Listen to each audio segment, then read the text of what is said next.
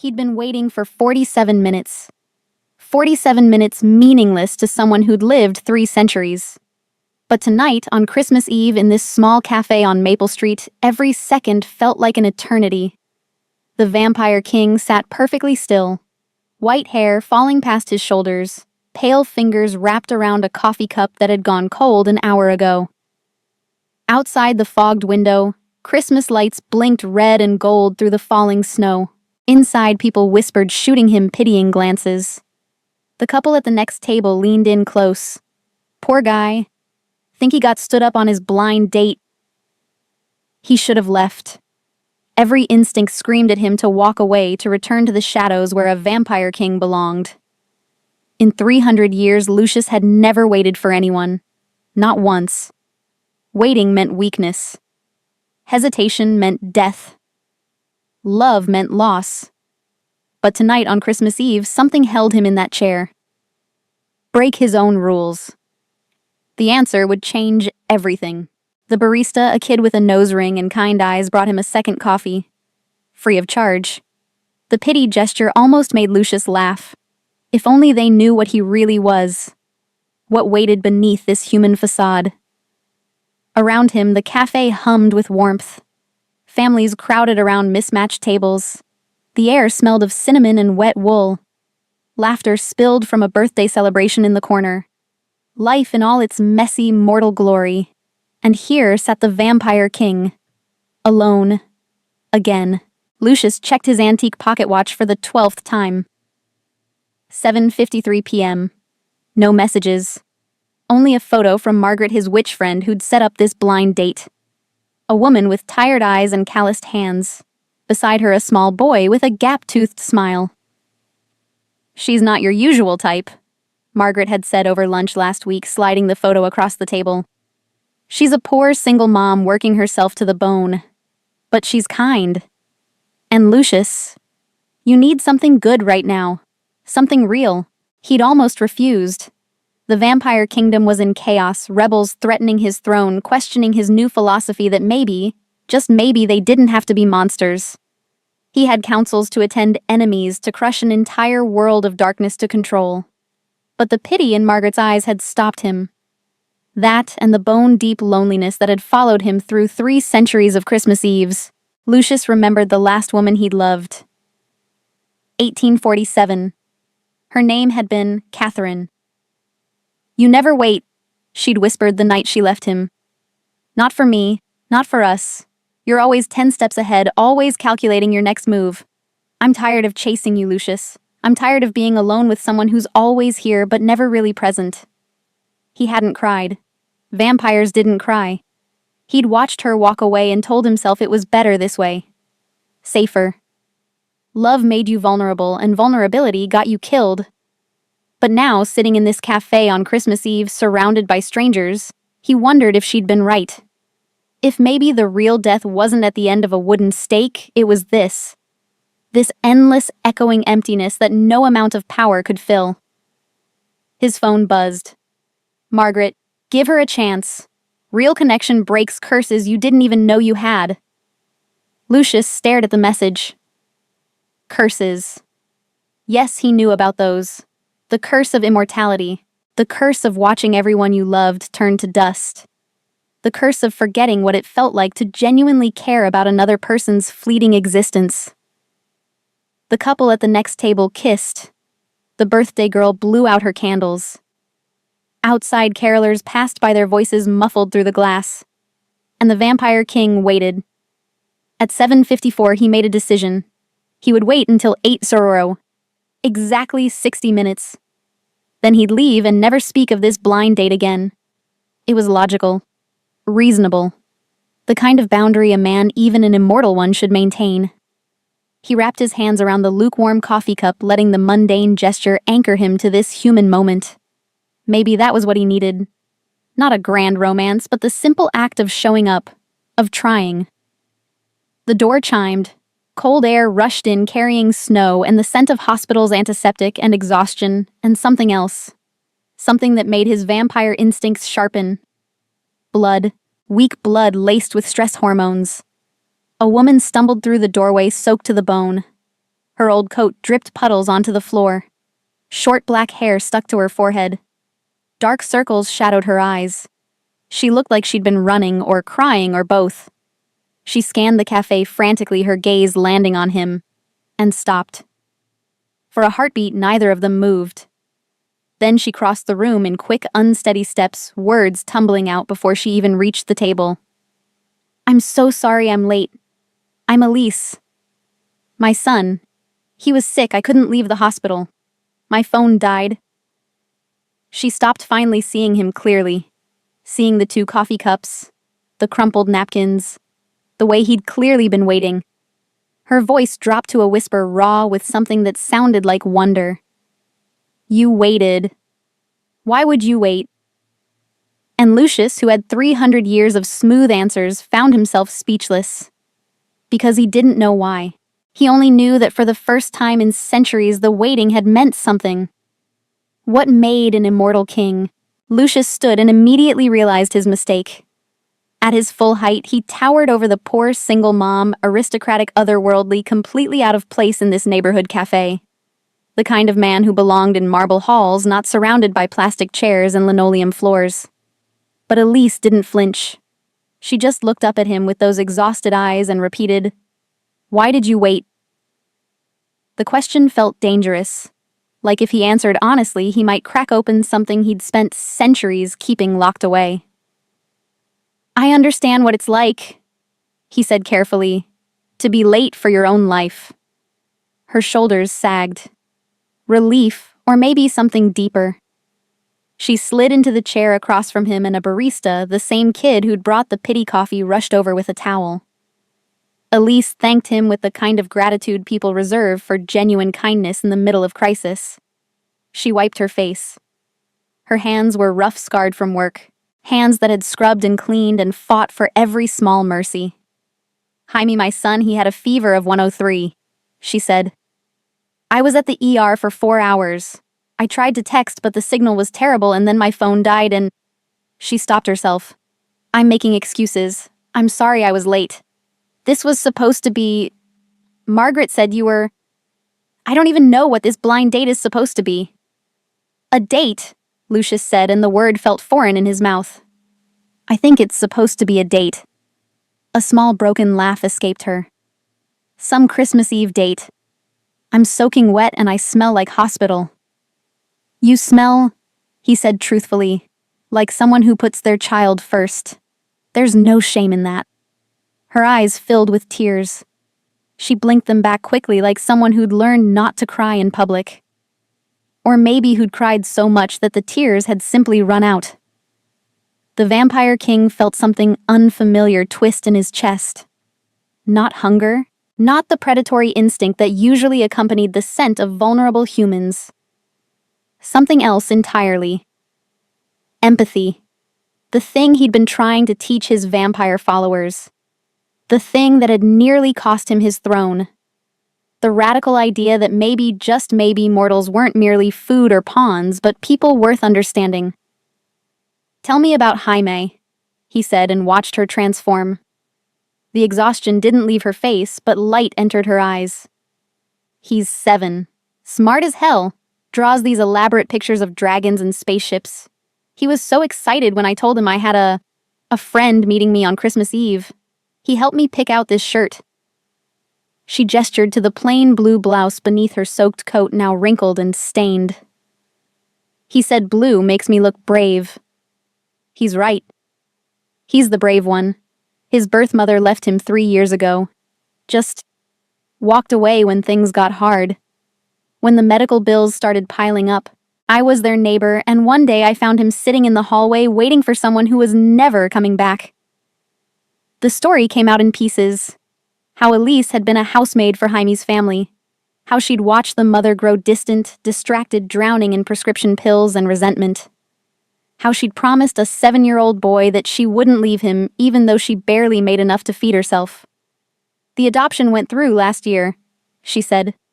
"Margaret handled it pro bono because she's an angel. But the medical debt... Jaime has this condition they can't quite diagnose. Mystery illness, they call it. Fevers that come and go. Fatigue. He's been in and out of specialists for 2 years. Lucius listened, and in the spaces between her words, he heard the unspoken truth. She was drowning, working herself to the bone, sacrificing every dream, every moment of peace for a child who wasn't even biologically hers. And she did it without complaint, without asking for credit, without expecting anything in return. It was the most foreign concept the Vampire King had ever encountered. "What about you?" Elise asked suddenly. "Margaret said you're between jobs." The lie Margaret had told because centuries-old Vampire King didn't make for good dating profiles. "Something like that," Lucius said. "I'm in a transitional period, questioning some of my life choices." Like what he thought of the vampire councils, the rebels who claimed he'd gone soft, the centuries of hunting and killing and ruling through fear, the lover who'd told him he never waited, never stayed, never let anyone truly in. Like whether power is worth the loneliness, he said quietly.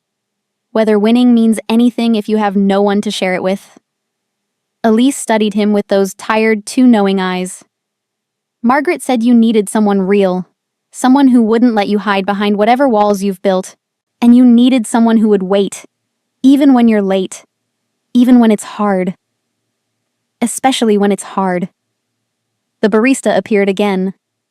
"You folks want to order." Elise glanced at the menu, and Lucius watched her eyes skip over everything landing on the cheapest sandwich. The poor single mom was about to order when he interrupted. "Get whatever you want, please. I insist. I know you don't need it, but maybe you want it. When's the last time you ordered exactly what you wanted?" The question landed like a blow. She stared at the menu and he could see her warring with herself, pride against hunger, independence against the simple human desire to be cared for. "The grilled chicken," she said finally, voice barely above a whisper, "with the side salad, and the hot chocolate, with extra whipped cream." Lucius ordered the same, even though he hadn't eaten solid food in decades. He'd choke it down if he had to. This moment mattered more than his comfort. While they waited for the food, Elise's phone buzzed. She answered and her entire face softened. "Hey, sweetheart. Yes, I'm okay. I'm having dinner with my friend. His name is Lucius." A pause, then a small laugh. "Yes, he's nice. Very nice." Another pause. Longer this time. Elise's eyes grew wet again. "I love you too. So much. Take your medicine and drink water. I'll be home soon." She hung up and looked at Lucius. "He wanted to make sure you're good enough for me. A 7-year-old running quality control on my Christmas Eve blind date." "Smart kid. What's the verdict?" "He said anyone who waits in the snow is probably a keeper." The words hung between them, fragile and impossibly heavy. The Vampire King thought of all the reasons he should walk away. The Vampire Kingdom. The rebels hunting him. The fact that he could accidentally kill her with a moment of lost control. The reality that she would age and die while he remained frozen in time. But he also thought of Jaime's question, "Is he nice?" And Elise's answer, "Very nice." When's the last time someone had called him nice? When's the last time he'd tried to be, "Can I ask you something?" Elise said. "And I want the honest answer, not the polite one." "Of course. Why did you really wait tonight?" "You don't know me. I was late. I ruined the whole blind date. You had every reason to leave. So why stay?" Lucius looked at her, this tired, brave woman who'd shown up even when everything in her life was falling apart. Who'd apologized for being late to save her son's life. Who ordered the cheapest sandwich even though she was starving. "Because," he said slowly, "someone once told me I never wait for anything. That I'm always calculating my next move, always 10 steps ahead, never present." And I realized she was right. I've spent centuries moving too fast to actually live. Maybe tonight was my chance to prove I could slow down. That I could show up. That I could be present. Elise reached across the table and took his hand. Her touch was warm, grounding, impossibly human. "Thank you," she whispered, "for waiting." And Lucius, who had ruled kingdoms and commanded armies, and lived through the rise and fall of empires, felt something he hadn't felt in 300 years. Hope. But waiting was only the beginning. What happened when the vampire king followed her home would change both their worlds forever. They ate slowly. The food arrived, and the poor single mom took her first bite of the grilled chicken like it was a luxury she'd forgotten existed. Lucius forced down his own meal, grateful that centuries of self-control made him an expert at pretending to be human. Between bites, they talked.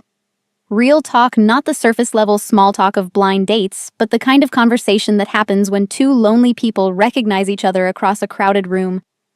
She told him about her dreams of being an artist. How she'd had a scholarship once before her parents died and left her with nothing. How she'd taught herself to survive on minimum wage and pure stubbornness. He told her, carefully editing the supernatural details about growing up in a world where power meant everything, and vulnerability meant death.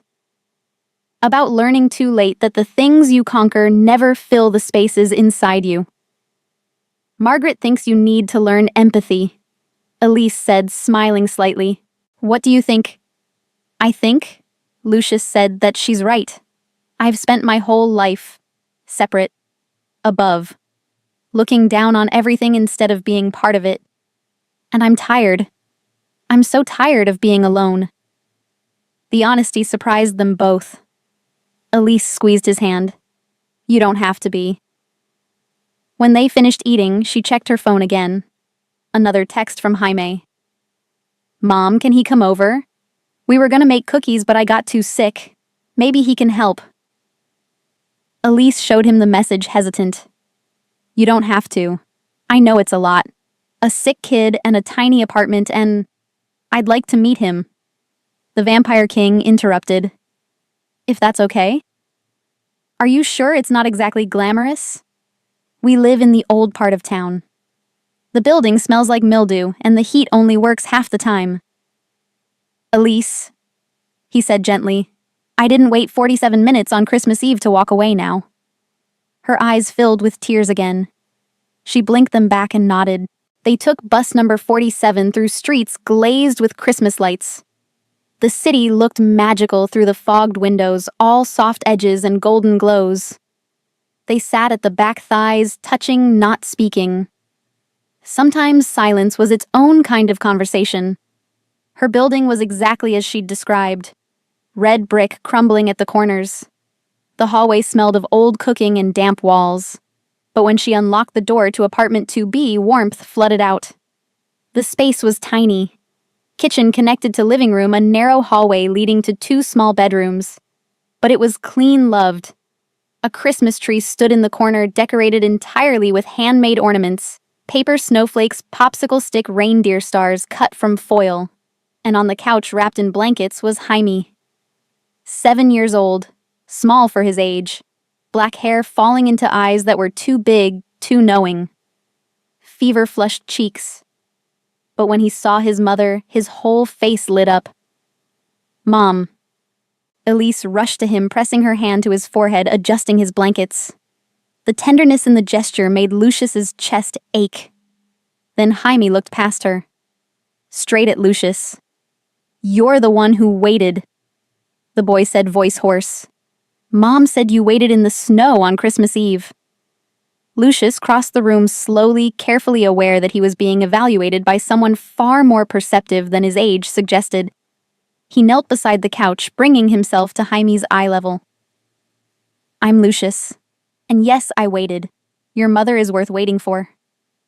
Jaime studied him with unnerving intensity. Then, apparently satisfied, he smiled, revealing a gap where he'd lost a tooth. "I'm Jaime. Want to see my drawings?" He did. Jaime pulled out a battered sketchbook filled with intricate drawings, dragons with impossible anatomy, spaceships that defied physics, families holding hands under stars. "This one's my favorite," Jaime said, pointing to a picture of 3 figures. A woman, a small boy. And between them, a tall figure with flowing hair and eyes that seemed to glow red off the page. The vampire king froze. When did you draw this? Last week. I dreamed about it. The Shadow King who saves people instead of hurting them. Jaime looked up completely innocent. That's you, right? The room seemed to tilt. Elise was staring at the drawing, then at Lucius, confusion flickering across her face. Just a coincidence, Lucius managed. I have distinctive hair. But his hands were shaking. Jaime didn't seem to notice. He was already talking about cookies. We were gonna make chocolate chip, but I got too tired. Could we do it now? All three of us. Elise started to protest. It was late. Jaime needed rest, but Lucius interrupted. I think we can manage, if Jaime directs from the couch. And so they did. Elise found the ingredients. Lucius read the recipe. Jaime called out instructions with the authority of a seasoned chef, insisting they crack the eggs one-handed for luck. Lucius broke the first egg, spectacularly wrong, yolk dripping down his fingers. Jaime's laugh was medicine in itself, pure, delighted, completely unself-conscious. They mixed and measured. Elise got flour on her shirt. Butter stuck to Lucius's hands. The kitchen filled with the smell of sugar and vanilla, and for the first time in 3 centuries, the Vampire King understood what home meant. It wasn't a place. It was this. Flour-dusted chaos and a child's laughter and a woman who kept glancing at him like she couldn't quite believe he was real. The cookies came out misshapen, burnt at the edges. Jaime declared them perfect. Lucius took a bite. They were too sweet, underbaked in the middle. The best thing he'd ever tasted. They sat together on the couch, Elise, Jaime, Lucius, eating imperfect cookies and watching the Christmas tree lights blink. Jaime leaned against his mother, eyelids drooping. Can Lucius stay? He asked sleepily. For Christmas, he doesn't have anywhere to go, right? Elise looked at Lucius, apology in her eyes. Jaime, I'm sure Lucius has plans. I don't, Lucius said quietly. I don't have anywhere else to be. Jaime's eyes filled with tears, the kind of pure emotional response only children can manage. Really, you'd stay if your mother doesn't mind. Elise's voice was thick. I don't mind. Jaime threw his arms around Lucius's neck, fever-hot and trusting. Thank you. Mom needs someone. She pretends she's okay, but I know she's lonely. And now you're here, and maybe she won't be sad anymore. Lucius felt something crack inside him. Some ancient armor he'd built around his heart. He hugged Jaime back, carefully aware of his supernatural strength, terrified of breaking this fragile, precious child. I'll do my best, he whispered. They put Jaime to bed together. Elise tucked him in while Lucius stood in the doorway, watching. She kissed her son's forehead, brushed his hair back, whispered something that made him smile. In the hallway, she turned to Lucius. Thank you, for tonight, for waiting even though I was late.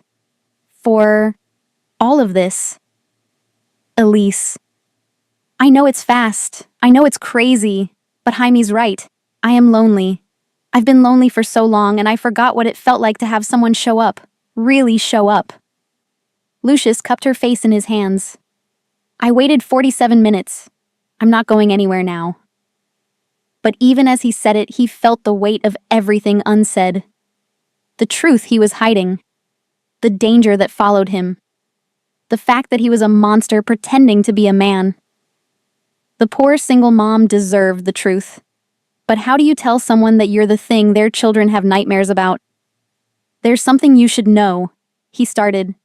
And that's when the window exploded. Glass shattered inward. A figure landed in the living room, pale, inhuman eyes glowing red in the darkness. A vampire, one of the rebels. And behind him, 2 more. Found you, my lord, the vampire hissed, hiding among the cattle. How pathetic! Elise screamed. Jaime cried out from his bedroom, and the Vampire King felt his carefully constructed human mask shatter. His eyes turned red, his fangs extended. He stepped between the intruders and Elise, and when he spoke, his voice carried 3 centuries of authority. Leave. Now. Or I'll show you exactly how pathetic I can be. The lead vampire laughed. You think we're afraid of you? You've gone soft, Lucius. The council sent us to remind you what happens to kings who forget their place. What is he? Elise whispered behind him. Lucius, what's happening? But there was no time to explain. The vampires attacked. The secret was out, but the real danger had just begun, and only the truth could save them now. The vampire king moved faster than human eyes could follow. He caught the first vampire mid-lunge, slamming him into the wall hard enough to crack plaster. The second one came from the right. Lucius ducked, spun, drove his elbow into the attacker's throat. But there were 3 of them, and he was trying not to destroy the poor single mom's apartment. Not to terrify her more than she already was. Elise, get Jaime and lock yourselves in the bathroom, he commanded, never taking his eyes off the enemies circling him. She didn't move, frozen in shock, staring at him, at the monster he'd become. Red eyes, inhuman speed, the truth written all over his face. Elise, please. The third vampire lunged past him, going straight for her. Lucius's heart, the heart he'd thought was too dead to break, seized in his chest. He moved without thinking, intercepting the attacker, inches from Elise's throat. They crashed into the Christmas tree ornaments, shattering the handmade decorations, crushed beneath supernatural violence. You want to fight? The vampire snarled in Lucius's face. Then fight like what you are. Stop pretending to be human. I'm not pretending, the vampire king growled back. I'm choosing. He threw the vampire across the room, but before he could follow up, a small voice cut through the chaos. Mom. Jaime stood in the hallway, tiny in his pajamas, staring at the destruction, at the monsters in his living room, at Lucius' eyes glowing red in the darkness, and the lead vampire smiled. Well, well, what do we have here? He moved toward Jaime with predatory grace. A child. How convenient. Don't you dare, Lucius started. The vampire's hand shot out, grabbing Jaime by the throat and lifting him off the ground. The boy gasped, small hands clawing uselessly at the supernatural grip. Everything in the vampire king went cold. Then hot. Then into a rage he hadn't felt since the day his own family died centuries ago. Put him down. Make me my lord. Show these mortals what you really are. Show them how a vampire king deals with... He never finished the sentence, because Jaime bit him. The vampire yelped, dropping the boy. Blood welled from the bite mark and then started to smoke. Actually smoke, like acid eating through flesh. What the... The vampire stared at Jaime in horror. That's not possible. His blood... Ancient vampire lineage. The second attacker breathed. He's got the blood of the old ones. That's why he's sick. The power is killing him from the inside. The revelation hit Lucius like a physical blow. Jaime's mystery illness, the fevers, the exhaustion, the dreams of shadow kings. The boy wasn't fully human. He was caught between worlds, the vampire blood in his veins slowly destroying his mortal body. He's dying, Elise whispered, understanding dawning in her eyes. The doctors said they couldn't figure it out. But it's not a disease. It's his blood. The lead vampire recovered from his shock, eyes narrowing. Then he's valuable. The council would pay handsomely for a child with old blood. We could use him to... The vampire king didn't let him finish. He moved with the full terrifying speed of a vampire king. No more holding back. No more pretending to be something he wasn't. He was a monster. And right now, that's exactly what this family needed. He tore into the attackers with centuries of combat experience. Broke bones. Spilled blood. Used every brutal technique he'd learned in his long, violent life. The apartment became a war zone. Furniture shattered walls, dented the smell of vampire blood thick in the air. But he was outnumbered, and they were desperate. One of them got past his guard, lunging for Jaime again. Lucius threw himself between them, taking a set of claws to his chest that would have disemboweled the boy. He gasped, stumbling. The wound burned silver-tipped claws designed to kill even immortals. Lucius. Elise's scream cut through the haze of pain. He fell to one knee. The vampires closed in smelling victory. And then the poor single mom stepped forward. "Get away from him!" She was holding the cheap wooden crucifix from the Christmas tree. Her hands shook. Her voice shook. But she placed herself between Lucius and the attackers, armed with nothing but a child's craft project and pure suicidal bravery. The vampires laughed. "What are you going to do with that human? We're not afraid of symbols." "Maybe not," Elise said. "But you should be afraid of a mother protecting her family." She threw holy water from the small bottle she kept by the door for blessing the apartment straight into the lead vampire's face. He screamed, skin blistering, stumbling backward. Jaime, fever-bright but determined, grabbed the garlic bulbs hanging in the kitchen, decorative but real. He threw them at the attackers with a 7-year-old's furious accuracy. "Leave my mom alone. Leave Lucius alone. Two mortals, fragile, powerless, standing against supernatural predators." It should have been suicide, but it gave the Vampire King the seconds he needed. He forced himself upright, ignoring the silver burning through his chest. He grabbed the attackers one by one, using the last of his strength to throw them through the already broken window. They tumbled into the night, screaming curses. The lead vampire paused at the edge of the window, meeting Lucius's eyes. "This isn't over. The council knows where you are now. They know about the boy. They'll come for him." "Let them try," Lucius said, voice rough with pain. "I'll kill every single one of them." The vampire vanished into the darkness. Silence fell, broken only by Lucius's labored breathing and Jaime's quiet sobbing. Then Elise was there, hands on his face, checking his wounds. Oh God, you're hurt. We need to..." "I'll heal," he managed. "Elise, I'm sorry. I should have told you. You're a vampire." "Yes. And Jaime has vampire blood. It appears so. His father must have been... That's why he's dying. The blood is too strong for his human body." The Vampire King nodded, each movement agony. "But there's a way to save him. If he drinks vampire blood, pure vampire blood, it can stabilize the transition. Make him a Dhampir. Half human, half vampire. He'll stop dying." "Your blood," Elise said. "Yes." She looked at Jaime, who was watching them with those two knowing eyes. Fever-flushed. Dying by inches. Her baby boy. Then she looked at Lucius. The monster who'd waited 47 minutes in the snow on Christmas Eve. Who'd stayed for cookies and Christmas. Who'd thrown himself between her child and death. "Do it," she whispered. Lucius cut his wrist, the blood welling dark and ancient. Jaime didn't hesitate. He drank, and Lucius watched the boy's color improve. The fever break, the pain ease from his small face. When it was done, Jaime looked up at him with eyes that glowed faintly red. "I feel better," he said, wonder in his voice. "I feel... strong." Elise pulled him into her arms, sobbing. "My baby. My brave, beautiful baby." Over her shoulder, Jaime met Lucius's eyes. "You saved me, like in my dream. The Shadow King who protects instead of hurts." Lucius couldn't speak. The wound in his chest was healing, but the one in his heart felt bigger than ever. Elise finally released Jaime, turning to Lucius. Her eyes were wet, but her voice was steady. "You're a vampire." "Yes.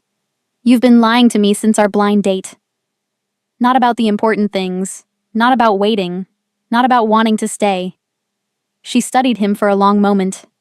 Then she crossed the ruined living room and took his hand. "Margaret was right. You needed someone real. Someone who wouldn't let you hide. Elise." "I'm terrified," she said honestly. "I'm terrified of what you are, of what Jaime is becoming, of the danger that's going to keep coming. But I'm more terrified of being alone again, of watching my son die, of never knowing what it feels like to be waited for." "So what are you saying?" She squeezed his hand. "I'm saying stay. Help us figure this out. Teach Jaime about his new abilities. Protect us from the council. And let me protect you too. Because you saved my son's life tonight. You saved both our lives. And I don't care what you are, Lucius. I care about who you choose to be." The Vampire King pulled her close, breathing in the scent of hospitals and exhaustion and impossible courage. I choose this. I choose you. Both of you. Jaime wedged himself between them, small arms wrapping around both their waists. Does this mean we're a family now? Lucius looked down at the boy, half vampire, half human, completely his. Yes, he said. I think it does. Outside snow continued to fall on Christmas Eve. Christmas lights blinked in the windows. And in apartment 2B, 3 people who'd been alone found themselves suddenly, terrifyingly not alone anymore. The danger wasn't over, but now they would face it together, and love would prove stronger than any curse. They spent the rest of Christmas Eve boarding up the broken window with cardboard and duct tape, cleaning up shattered ornaments, each broken piece a small heartbreak, trying to salvage some semblance of normalcy from the wreckage of their lives. Jaime fell asleep on the couch, color finally returned to his cheeks, breathing steady and strong. But his sleep was different now, deeper, stiller, with an otherworldly quality that came from the vampire blood coursing through his veins. Elise sat beside him, one hand resting on his small chest, like she needed to feel him breathing to believe he was okay. To believe this was real, and not some fever dream. The Vampire King stood at the window, watching the street below for any sign of more attackers. His chest wound had healed, leaving only a faint silver scar, a reminder of how close they'd come to losing everything. The weight of what had happened, what he'd revealed, pressed down on him like a physical thing. They'll come back, he said quietly into the darkness. The Council. They won't stop until they have Jaime, or until they destroy me for defying them, for choosing mortals over my own kind. Then we'll deal with it. The poor single mom said, her voice carrying a strength that surprised even her. Together? You don't understand what you're agreeing to. He turned to face her, needing her to see the full truth. These aren't normal enemies. They're centuries old, powerful beyond human comprehension, ruthless in ways you can't imagine. They've toppled kingdoms, they've orchestrated wars, and they want your son. She stood crossing to him with measured steps. In the dim light from the street, she looked impossibly brave, small but unbreakable.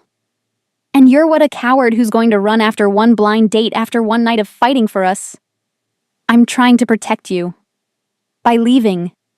Her voice rose, slightly anger mixing with desperation. Lucius, you saved my son's life tonight. You took a wound that could have killed you, that should have killed you to protect him. Don't you dare tell me you're leaving now because it's dangerous. You want to know what dangerous is. She stepped closer, eyes blazing. Dangerous is watching your child die and not being able to do anything about it. Dangerous is working 3 jobs and still not having enough for medicine. Dangerous is being alone in a world that doesn't care if you live or die. Dangerous is never taking the chance. So don't talk to me about danger. I've been drowning in it for years. He touched her face with trembling hands, memorizing the warmth of her skin, the slight roughness of her cheek where tears had dried. I'm a monster. You're the monster who waited 47 minutes in the snow, who baked misshapen cookies, who read bedtime stories with more tenderness than I've ever seen.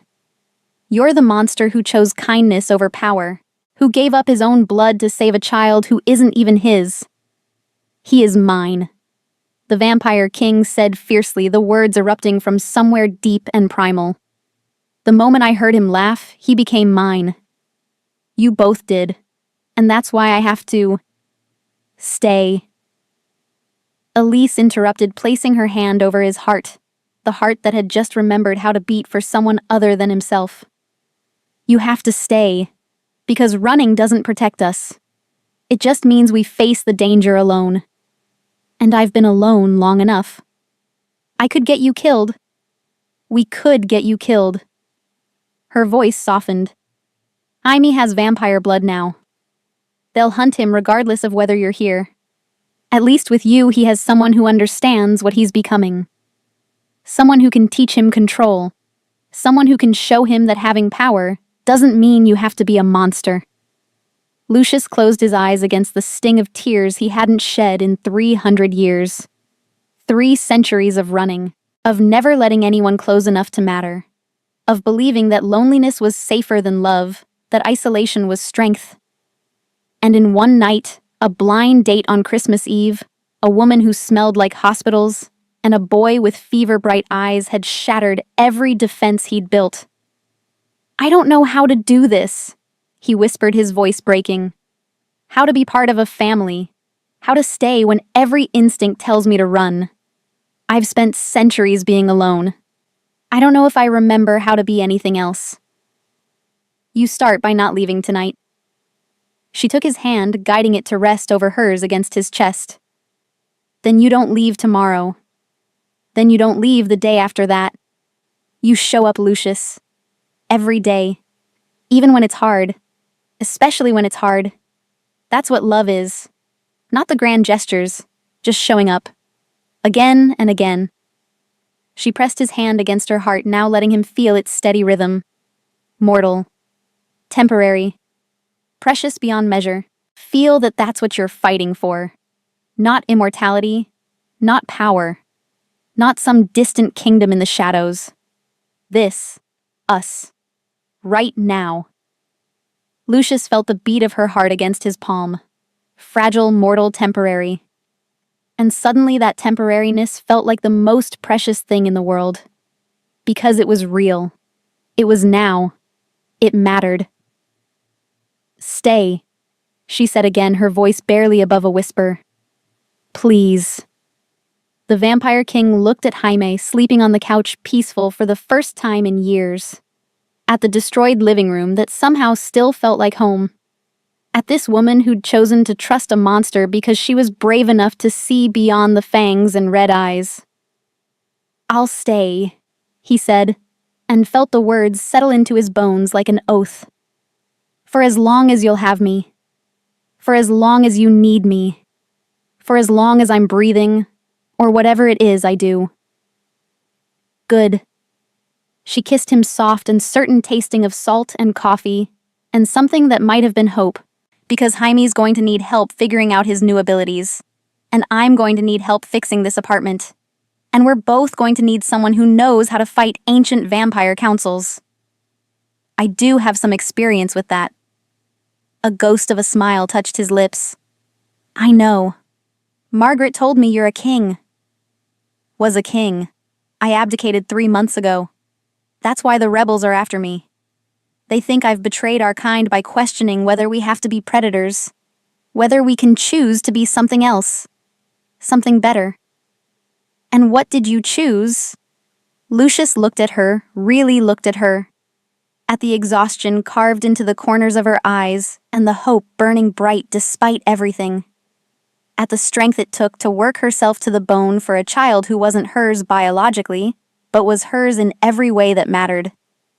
At the courage to stand against supernatural monsters with nothing but a craft store crucifix and holy water. "I chose this," he said simply. "Messy, complicated mortal life. I chose showing up over running. I chose waiting 47 minutes in the snow on Christmas Eve, and every minute after. I chose you." Elise smiled, and the Vampire King felt something in his chest that had been frozen for 3 centuries finally crack open, letting warmth flood in. They spent the rest of the night on the couch, Jaime between them. Every so often Elise would check his forehead out of habit, even though the fever was gone forever. Every so often Lucius would scan the street for danger, his supernatural senses on high alert. But mostly they just sat there, 3 people who'd been alone, learning what it meant to be together. Learning that family wasn't about blood, it was about choice. About showing up. About deciding every single day that this person, this moment, was worth fighting for. When dawn started to lighten the sky, painting the world in shades of pink and gold, Jaime stirred. "Is it Christmas?" "Yes, sweetheart." "Did Santa come?" Elise and Lucius exchanged glances. The living room was destroyed. The tree was broken. There were no presents under what remained of it because she'd spent every penny on hospital bills that were now ironically obsolete. But Jaime sat up, looked at them both, and smiled, that gap-toothed smile that made everything worthwhile. "He did come. He brought me what I asked for." His eyes, now faintly red-tinged, sparkled with joy. Someone to take care of Mom. Someone to teach me about being strong. A family. And Lucius, who'd spent 300 years believing he was incapable of crying, felt tears run down his face for the second time that night. Jaime wiped them away with small, careful fingers that were now stronger than they should be. Mom says tears mean you're brave enough to feel things. Are you brave, Lucius? I'm trying to be, he whispered. Good, Jaime said, suddenly serious. Because we're gonna need brave for what comes next. The 7-year-old was right. The Vampire Council would come with greater force. The danger would escalate beyond anything they could imagine. The world would fight tooth and nail to tear them apart. But for now, on Christmas morning, in a broken apartment in the poor part of town, 3 people sat together and decided that was enough. More than enough. It was everything. They'd chosen each other. Now came the hard part, building a life worth protecting. 3 months passed like a held breath, fragile, precious, uncertain. The Vampire King moved into the small apartment officially, though he spent most nights watching the street from the window. The Vampire Council was silent, but silence didn't mean safety. It meant planning. He taught Jaime about his new abilities, how to control the strength that came with Dhampir blood, how to recognize other supernatural beings, how to walk in both worlds, mortal and immortal, without losing himself to either. Being powerful doesn't make you a monster, Lucius told him during one of their midnight training sessions. Choosing to hurt people makes you a monster. You get to choose who you are. Jaime absorbed everything with the seriousness of someone who'd looked death in the eye and survived. He still drew his elaborate pictures, still helped his mother with dinner, still laughed at cartoons on Saturday mornings. But now he could hear heartbeats from 3 rooms away, could see perfectly in the dark, could heal from injuries that would hospitalize a normal child. It's scary sometimes, he admitted one night. Being different. I know, Lucius said, but you're not alone in being different, and your mother loves you exactly as you are. What about you? The Vampire King pulled the boy close. I love you too. More than I thought I could love anything. The poor single mom found a better job, one that Margaret helped arrange, with hours that actually let her see her son. She came home exhausted most nights, but it was a different kind of exhaustion. One that came from building instead of just surviving. And every night the Vampire King waited for her. Sometimes they cooked together meals that Lucius had learned to enjoy, even though he didn't need food. Sometimes they sat in comfortable silence while Jaime did homework. Sometimes they talked deep into the night about the future, about the danger that was coming about, whether love was enough to weather what was ahead. I used to think love was a luxury, Lucius said one night, Elise's head resting on his shoulder. Something that made you weak. But I was wrong. Love is what makes you brave enough to fight. It's what gives you something worth protecting. Even when it's terrifying. Especially when it's terrifying. Margaret visited often, bringing groceries and gossip and occasional warnings about Vampire Council movements. She was delighted by the family they'd become, even as she worried about what the council would ultimately do. They're not going to let this go, she warned Lucius privately. A vampire king who chose mortals over power, a Dhampir child with old blood. You've challenged everything they believe in. Let them come, Lucius said. I'm not running anymore. On a cold evening in March, Jaime drew another picture. This time it showed 5 figures instead of 3. The woman, the boy, the Shadow King, and 2 new figures, one with Margaret's wild hair, another cloaked in darkness. Who's that? Elise asked, pointing to the shadowy figure. I don't know yet, Jaime said, but they're going to help us. When the bad ones come. That night, tucked into bed, Jaime asked the question that had been building for months.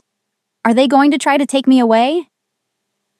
Elise looked at the Vampire King, then back at her son. They're going to try, but we're not going to let them. Because we're a family. Because we're a family, Lucius confirmed. And families protect each other. Later, after Jaime fell asleep, Lucius stood at his usual post by the window. The city sparkled below, thousands of lives unfolding in parallel, each one a small miracle of connection and hope. Elise joined him, slipping her hand into his. "Do you regret it?" she asked. "Giving up your throne, your power, your immortal life as you knew it." The Vampire King thought about the vampire councils he'd ruled, the centuries of loneliness, the endless parade of empty victories and hollow power. Then he thought about misshapen cookies and bedtime stories, about waiting 47 minutes in the snow on Christmas Eve, about a boy who called him family and a woman who'd chosen to see past the monster. "Not for a single second," he said. "Good."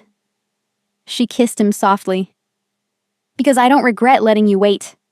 I don't regret showing up late and soaking wet and terrified on that blind date. I don't regret any of it. Even the Vampire Council.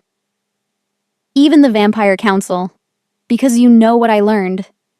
Danger is just another word for something worth protecting. And you too."